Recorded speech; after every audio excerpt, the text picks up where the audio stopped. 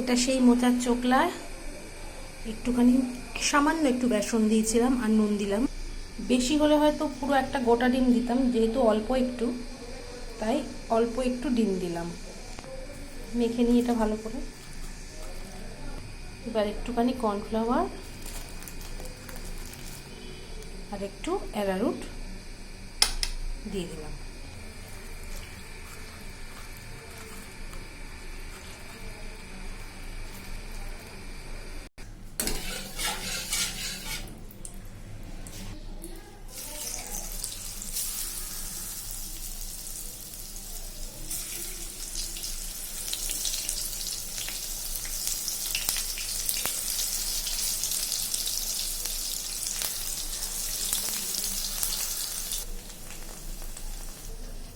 এই যে দেখো